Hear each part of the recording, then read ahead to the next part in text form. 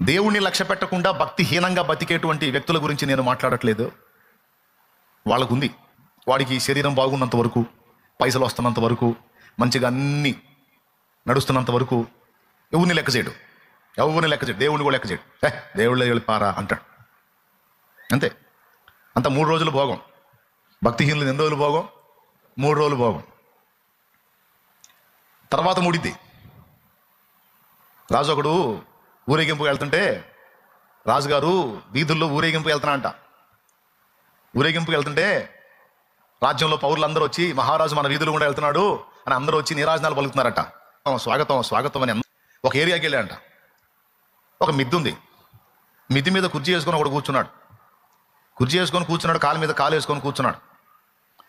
అందరూ వచ్చి రాజుకు నీరాజనాలు పలుకుతుంటే వీడు మాత్రం 3 ఏళ్ళు చూపించి మీసం తిప్పుతున్నాడంట.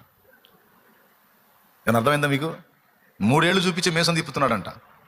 రాజ్యంలో పౌరులందరూ వీధుల్లోకి వచ్చి నాకు నీరాజనాలు పలుకుతుంటే వాడివుడురా నన్ను లెక్క చేయట్లేదు, నేను 3 ఏళ్ళు చూపిస్తున్నాడు, మీసం తిప్పుతున్నాడు, ఏంద్రే వాడి కథ అని అడిగాడు. రాజుకి ఇంతమంది నీరాజనాలు పలికితే అదేం అనిపించలేదు, కానీ వాడొక్కడు మీసం తిప్పి 3 ఏళ్ళు చూపించేసరికి వీడికి ఆశ్చర్యం కలిగింది రాజుకి. ఆ మంత్రి వచ్చి చెప్తున్నాడంట, మహారాజా వాడికి 3 రోజులకి తినడానికి ఉందంట, మహారాజును కూడా లెక్క చేయను, నేను ఎవరిని లెక్క చేయను అంటున్నాడు వాడు. అంటే 3 రోజులకు తినడానికి ఉంటే వాడు మీసం తిప్పి ఈ 3 ఏళ్ళు చూపిస్తున్నాడు, 3 రోజులకు ఉందా నేను ఎవరిని లెక్క చేయనని.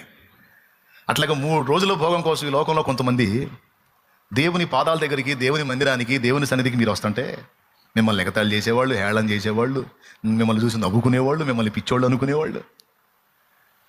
ఎంత భక్తిహీనుల గుంపు అనమాట. ఇదంతా 3 రోజుల భోగం.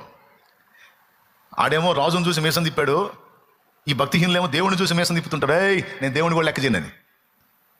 అట్లాంటి చెత్త సరుగుతో మనకు అనవసరం. 2వ వర్గం ఏం చెప్పారు? భక్తి చేస్తారు, దేవుడు అంటే భయం ఉంది, ప్రేమ ఉంది, కానీ నిజమైన దేవుడు తెలియదు. వీళ్ళకేం జరిగిద్దంటే టైం వేస్ట్ అయింది.